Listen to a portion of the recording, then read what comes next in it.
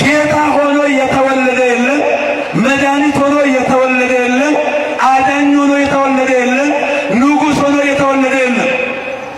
ንጉሥ ሆኖ የተወለደው የነፍሳችን ፍለጋ ይበቃሻል። ከዚህ በላይ የእርካታችን ጥግ የበቃኝ ኑሮ መሰረት አምላካችን መድኃኒታችን ኢየሱስ ክርስቶስ በተወለደ ጊዜ ቅዱሳን መላእክት በታላቅ ናፍቆት መጥተው ያ የሺህ ዘመናት ናፍቆታቸውን ተወጡ። ክብርና ምስጋና ለአምላካችን ነው። አመስግኑት እግዚአብሔር። ይሄ የነፍሳችን መሻት በተገለጠ ጊዜ ከምንም በላይ የቅዱሳን መላእክት ደስታቸው ታላቅ ነበር።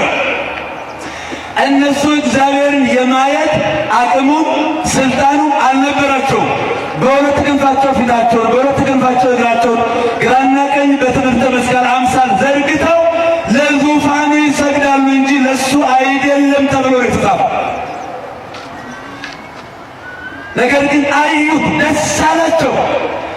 ጌታችን ሲወለድ በስምንተኛ ማዕረግ የነበረው የሰው ልጅ ወደ 10ኛ ማዕረግ ደረሰ። ከቅዱሳን መላእክት ተካከለ። ስለዚህ ታላቁ የጥበብ ሰው ሰለሞን ረከብክዎ ዘሐሰሰ ነፍሴ፣ ነፍሴ የወደደችውን አገኘሁ ይላል። አዎ የነፍሳችን በሻት ጥያቄያችን የሚመልስ እግዚአብሔር። ሰለሞን ሰፈር ለሰፈር ሲጓዝ እናየዋለን።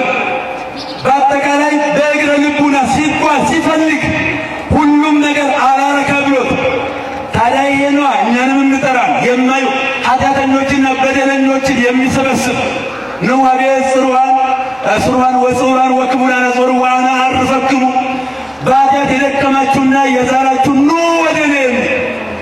ኃጢአትን የሚያስተሰሪ የኃጢአትና የሞት መድኃኒት ከሰማይ በታች ከምድር በላይ ከሱ ውጭ አዳኝ የሌለ አልቦ ካለ ሕይወት በዘያዩ ወአልቦ ካለ ስም በታሕተ ሰማይ ዘይትወሀብ ለሕዝቡ ዓለምያ።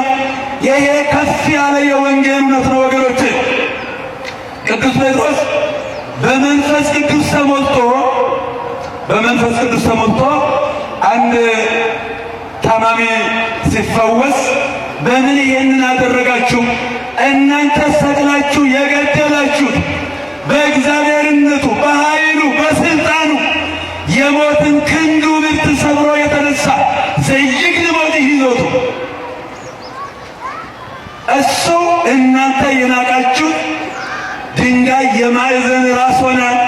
እነሆ ከሰማይ በታች ከምድር በላይ እንድንበት ዘንድ የተሰጠን ይህ ስም ነው ይላል። ይህ ስም መድኃኒት ነው። ይህ ስም ሕይወት ነው። ኃጢአትን የሚያስተሰሪ ነው።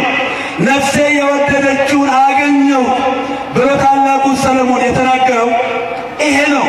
በመጽሐፈ ምሳሌ መኃልየ ዘሰሎሞን ቅድም እንደተናገርኩት በተለይ ገጸ ንባቡ ስናየው ግዙፍ ነው። ላይም ግዙፍ ነው። ቶሎ ጆሮ ገብ ነው እስባብ ግን ግዙፍ ነው። ውስጡ ግን ረቂቅ ነው።